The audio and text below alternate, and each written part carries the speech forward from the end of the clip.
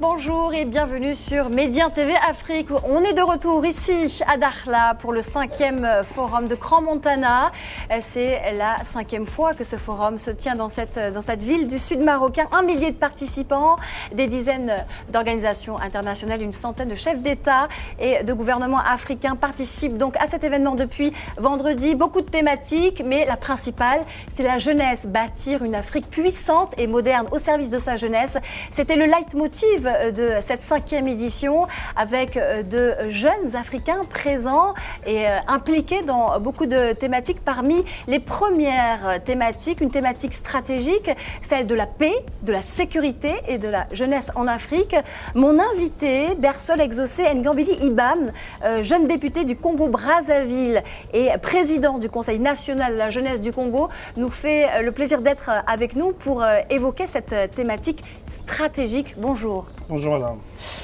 Alors vous êtes avec nous, participants de ce forum depuis le début, et vous étiez un des intervenants principaux de ce panel qui a inauguré, qui est rentré dans le vif du sujet, c'est-à-dire celle de la paix et de la sécurité. Sans paix, sans sécurité, rien n'est possible, et notamment le développement.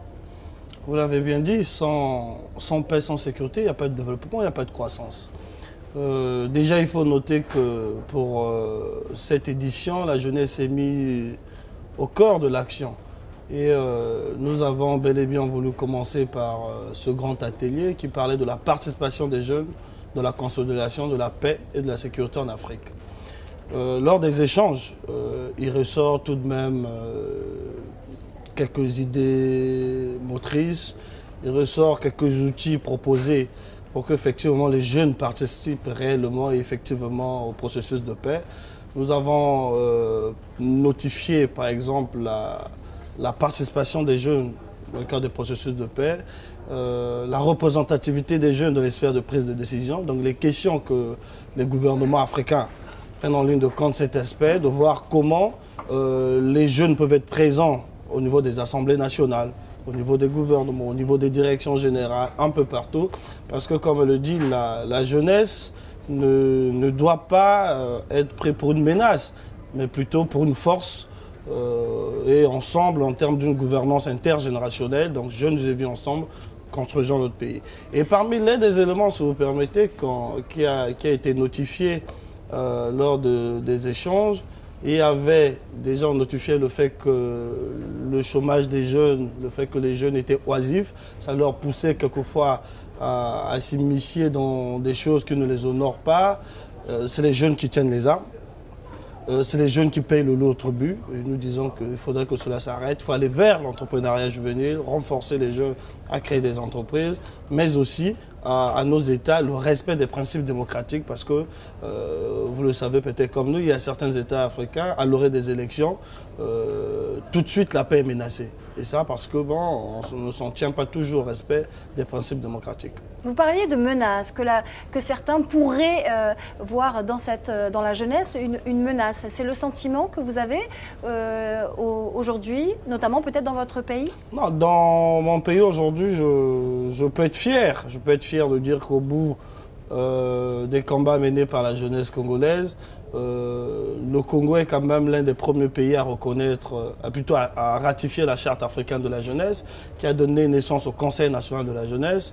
Nous sommes allés plus loin. Aujourd'hui, nous avons un organe consultatif, c'est un organe constitutionnel qu'on appelle le Conseil consultatif de la jeunesse. Il y a des jeunes députés comme moi, ça veut dire que le président de la République l'a compris. Il y a des jeunes au gouvernement.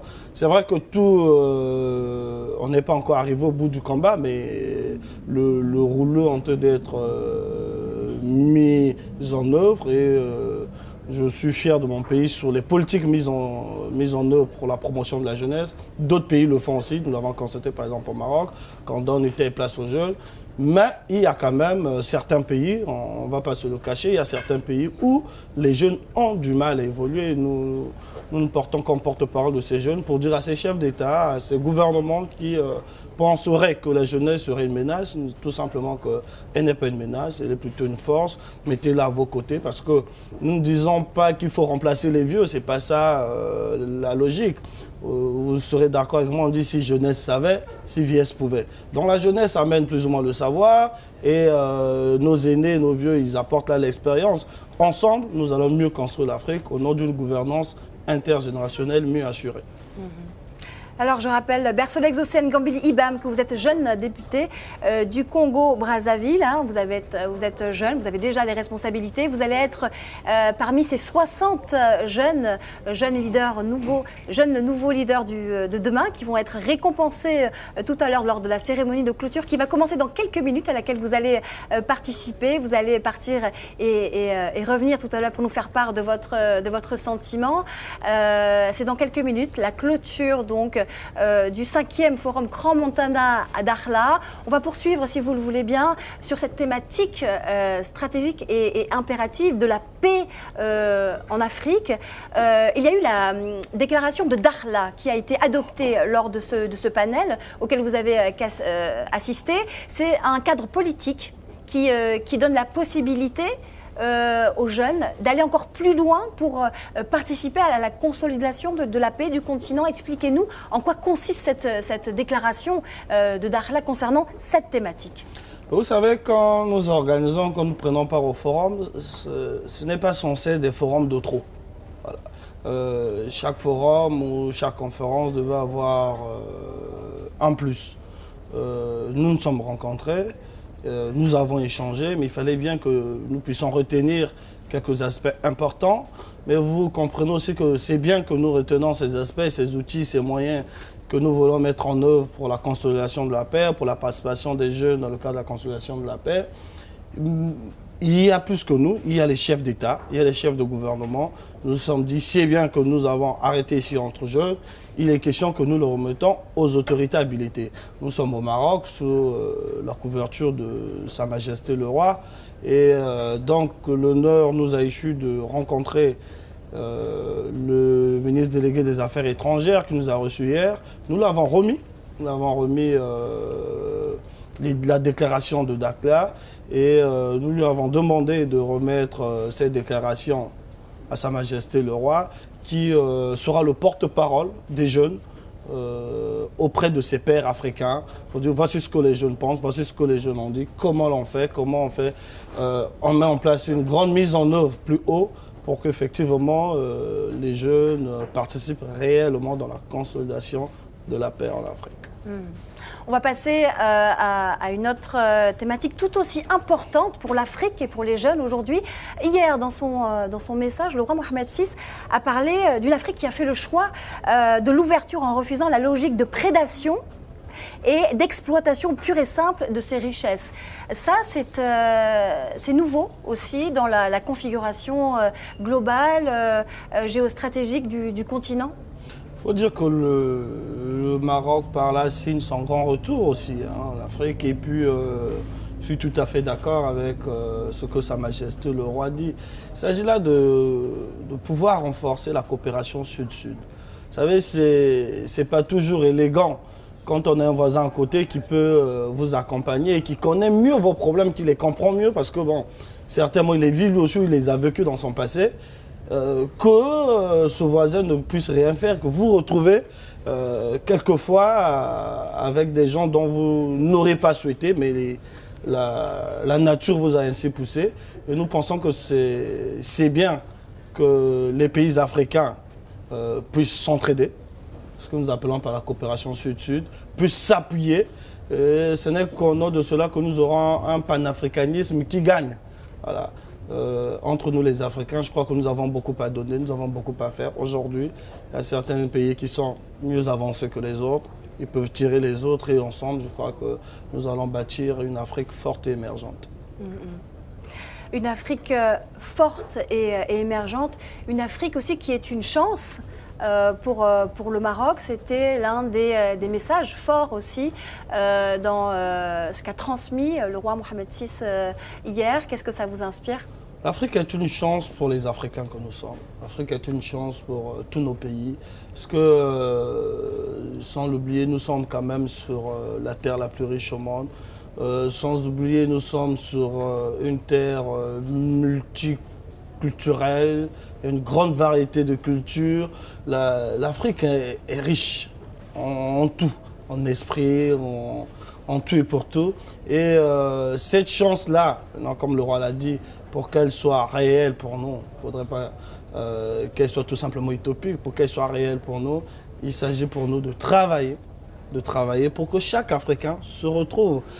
Si nous travaillons pour une grande Afrique, si nous travaillons pour que l'Afrique soit une chance pour tous ses enfants, nous aurons peu de jeunes Africains qui vont immigrer chaque jour, matin, midi, soir pour l'Europe. Parce qu'ils vont là-bas, pour la plupart, quand vous les interrogez, c'est parce qu'il a manqué de pain, parce qu'il a manqué ceci. Mais quand nous arriverons à une vraie répartition de richesses dans nos pays, nous arriverons à une vraie construction des villes intelligentes dans nos pays, nous arriverons à ce que ceux qui ont été envoyés à l'école tout de suite trouvent un boulot, trouvent un espace assez convivial pour créer son emploi. Croyez-moi, le sens de l'immigration pourrait changer. Bersola Exaucé, Ngambili Ibam, je crois que je vais bientôt vous libérer. Il me semble que la cérémonie de clôture du 5e Forum Crans-Montana a commencé, peut-être dans quelques minutes. Donc vous allez rester encore un petit peu avec nous et on va continuer à parler peut-être d'un autre point fort du message du roi Mohamed VI qui a été lu hier lors de la session d'ouverture officielle, celle de la décision d'annuler l'ensemble des dettes des pays les moins avancés du continent, donc envers le Maroc. C'est une bonne nouvelle. Une très bonne nouvelle. Là, on dit une fois de plus, chapeau à Sa Majesté le Roi, qu'il a compris parce que aujourd'hui, il y a des États ou des pays qui ont du mal à décoller du point de vue économique, vu leur faiblesse politique ou économique. Mais si ces pays ont des dettes vis-à-vis du Maroc et que le Maroc, au retour, annule ces dettes, je ne pense que ça ne peut être qu'une bonne nouvelle pour ces pays qui peuvent prendre là le soin de se reconstruire une nouvelle économie sans tenir compte de payer encore des dettes qui peseraient. Voilà un bon exemple. On ne va pas toujours l'attendre des Occidentaux qui vont nous ramener les initiatives PPTE, donc pays pauvres très endettés, pour une annulation progressive de la dette. Là, c'est un pays africain qui annule les dettes de ses pairs vis-à-vis de lui. Nous ne pouvons être que fiers d'une telle initiative et je profiterai de cette occasion pour vraiment sans souhait dire que nos États, que nos chefs d'État sachent une fois de plus se mettre ensemble pour des grandes mesures à prendre pour qu'effectivement qu'on ne évolue pas de façon individuelle parce qu'ensemble on est plus fort. On est plus fort et ensemble nous gagnerons. Ensemble, on est plus fort. Ici, beaucoup de jeunes leaders africains étaient réunis, des jeunes et des moins jeunes. Vous avez assisté à plusieurs panels sur des thématiques aussi importantes les unes que les autres. Qu'est-ce que vous avez retenu de plus important? Quelle est la valeur ajoutée de ce 5e forum de Crans-Montana ici à Dakhla par rapport aux autres rendez-vous qui s'intéressaient aussi à l'Afrique et à la jeunesse d'après vous? Bien.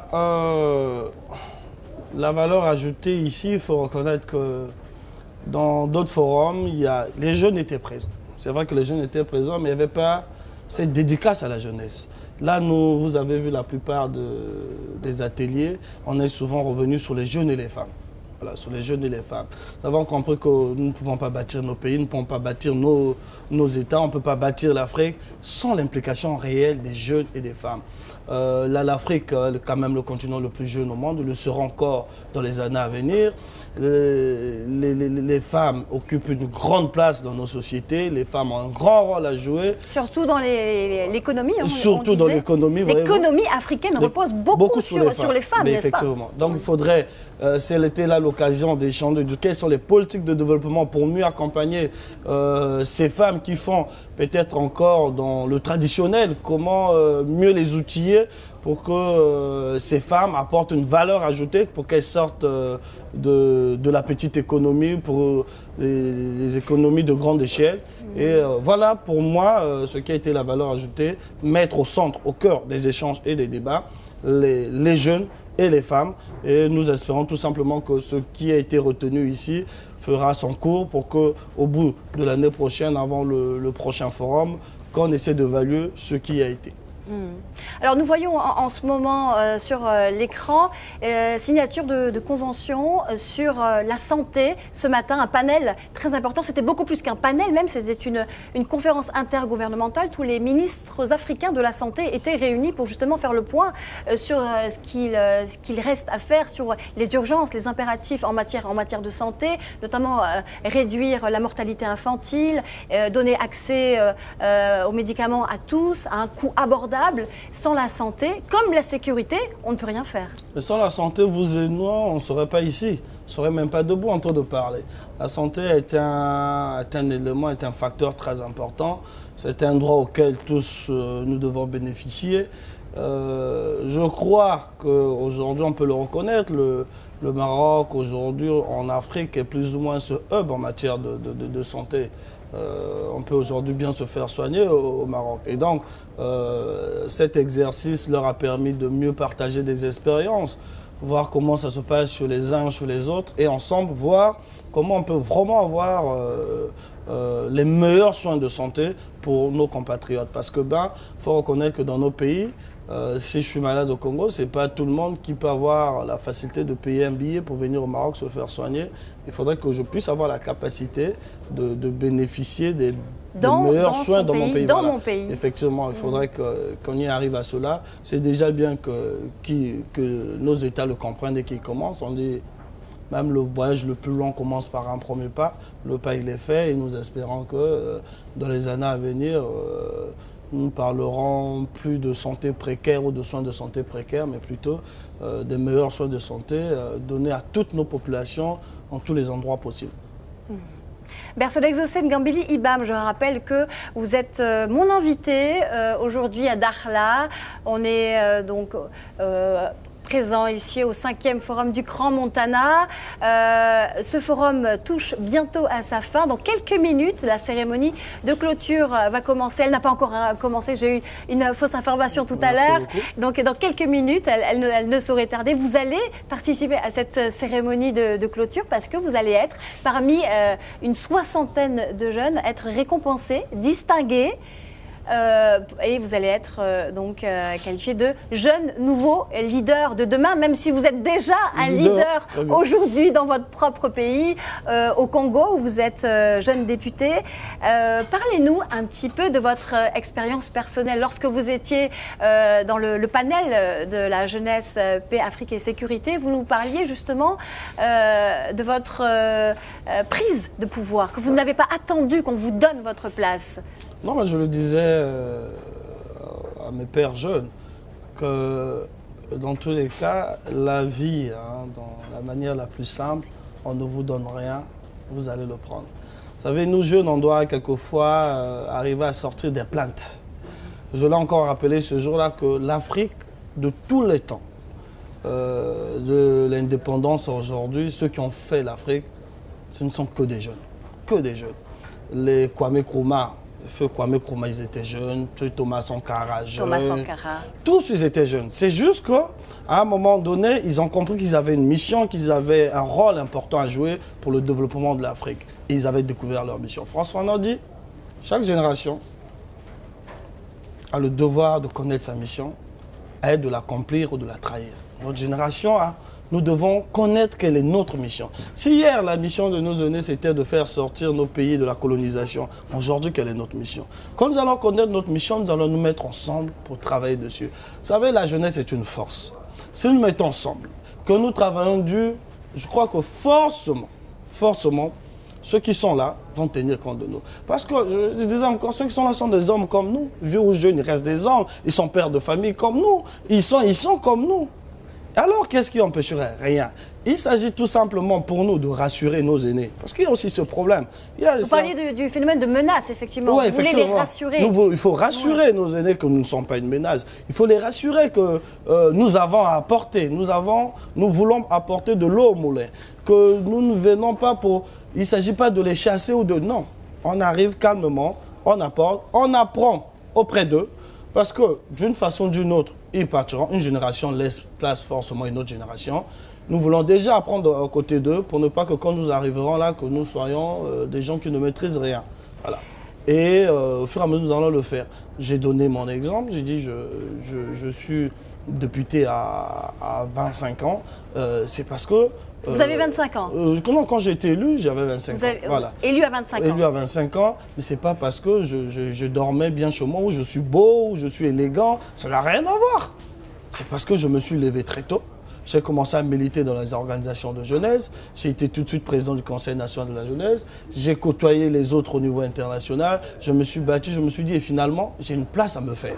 Alors, qu'est-ce que ça veut dire, ça Bersol, Exos, Ngambili, IBAM. Ça veut dire que, oui, ceux qui sont au pouvoir actuellement, certes, vous voient comme une menace, ils s'accrochent hein, à leur place, à leur fonction, mais ça veut dire, et donc, c'est peut-être un frein, effectivement, à cette jeunesse qui veut accéder à ces cercles décisionnaires, à ces instances nationales, mais ça veut dire aussi que le travail doit se faire aussi au sein même de cette jeunesse, qu'il y a une prise de conscience à faire, un travail de sensibilisation, un engagement citoyen peut-être encore qui n'est pas assez suffisant. Effectivement, je crois que la jeunesse doit mieux, je dis bien mieux, renforcer son engagement citoyen et civique, parce que c'est beau de critiquer, dire que nos aînés ne font pas. Voilà, c'est beau mais est-ce que nous les rassurons? Parce qu'il y a certains aînés qui vous disent « je veux bien », mais est-ce que le jeune que je mène tout de suite, il peut? Nous devons rassurer, dire non, rassurez-vous que nous allons le faire. Parce qu'il n'y aura pas de partis politiques sans jeunes. Ceux qui animent les partis politiques sont des jeunes. Il n'y a pas d'élection sans jeunes. Tous nos pays, on a à peu de 60-70%. C'est ce que j'allais dire. Effectivement. De 65 à 70% de la population sont des jeunes en Afrique. Donc, difficile de faire sans eux. On ne peut pas faire sans eux. Donc, à nous de prendre nos responsabilités, de montrer réellement que nous sommes une force positive. Et la nature, tout de suite, va s'incliner. Il n'y a rien à faire. Si on a une force positive, nous allons nous imposer. Voilà pourquoi il est aussi question pour nous de vouloir, si c'est un rêve que nous jeunes leaders avons, de partager cela avec les autres. Parce qu'il ne faut pas oublier qu'il y a il y a plusieurs catégories de jeunes. Il y a une autre catégorie de jeunes qui se lancent dans la délinquance juvénile. Il y a une autre catégorie de jeunes qui se lancent dans la délinquance urbaine. Et voilà, nous devons aller vers cela pour dire, chers amis, le pays nous appartient, le continent nous appartient. Nous devons apporter notre pierre à l'édifice. C'est pour apporter notre pierre à l'édifice, nous-mêmes devons déjà être mieux préparés. Et ça, c'est important. L'actualité démontre ce dont on est en train de parler aussi. L'Algérie vit en ce moment une crise politique importante. Voilà, les jeunes défilent dans la rue et ce sont essentiellement des jeunes, effectivement, qui les plus jeunes ont entre 19 et 25 ans et effectivement démontrent que le cinquième mandat était peut-être un mandat de trop. Donc il y a une nature, vous disiez que la nature allait s'incliner, il y a une logique effectivement qui s'impose désormais face à cette jeunesse qui semble désormais décomplexée. La jeunesse, elle est décomplexée, elle est forte, la jeunesse, c'est une forte énergie. Vous savez, il faut faire avec la jeunesse, parce que si vous faites sans elle, elle vous rattrapera. Ce que je déplore plus ou moins, c'est que nous jeunes, il arrive qu'on se lance dans de telles manifestations, dans de tels combats, mais après, tout de suite, on est fragilisé et puis la victoire est volée. Vous allez voir, il y en a eu dans d'autres pays, ce qu'on est en train de voir maintenant. Mais après, la victoire elle est volée par quelqu'un qui n'était pas là, bon, un autre vieux qui vient, qui va faire perdurer le système dont on s'est battu à casser, ou qui va ramener un autre système, ou bon, on a toujours de la peine à voir les jeunes. Donc c'est bien, c'est notre nature, on est chaud, c'est normal. C'est bien de lancer tout ça, mais il faudrait qu'on encadre cela par une meilleure organisation. Parce qu'il ne faudrait pas que tous les efforts fournis se volatilisent en un jour. On ne va pas répéter ce genre d'initiative chaque jour. On l'a commencé, il faut la protéger. Et je reviens pour dire que la jeunesse est une force, il faut faire avec les jeunes. Il faut faire avec les jeunes. On n'a pas de choix que D'accord. On a beaucoup parlé lors de ces panels aussi. Je vous garde avec moi, Bersolexo Sengambili Ibam. Pourquoi? Parce que la cérémonie n'a pas encore commencé. Je suis disponible. Donc, je vous garde donc sur le plateau de Médien TV Afrique où, je le rappelle à nos téléspectateurs, nous sommes toujours à Dakhla, au 5e Forum du Grand Montana, avec une thématique majeure cette année, la jeunesse africaine, bâtir une Afrique moderne et puissante au service de sa jeunesse. C'est le fil rouge donc, de cette 5e édition ici à Dakhla. Bersolexo Sengambili Ibam, vous êtes toujours mon invité. Je rappelle que vous êtes jeune député du Congo-Brazzaville et président du Conseil national de la jeunesse du Congo. On va continuer à parler avec vous peut-être de la coopération intra-africaine. Hein. On a parlé de régionalisme. Vous disiez tout à l'heure qu'on était plus forts ensemble. Oui, il faudrait renforcer cette coopération parce que, entre guillemets, quand on voit le fonctionnement des organisations sous-régionales, il arrive que ces organisations soient tout simplement buggées du fait que certains pays se disent « je suis plus fort que l'autre, pourquoi je fournirai les mêmes efforts que lui, pourquoi je… » Or, il ne s'agit pas de se voir en plus fort et en plus faible, il s'agit de se voir en complémentaire. Voilà, on est complémentaires. Certainement, je suis plus fort, mais je peux apporter X.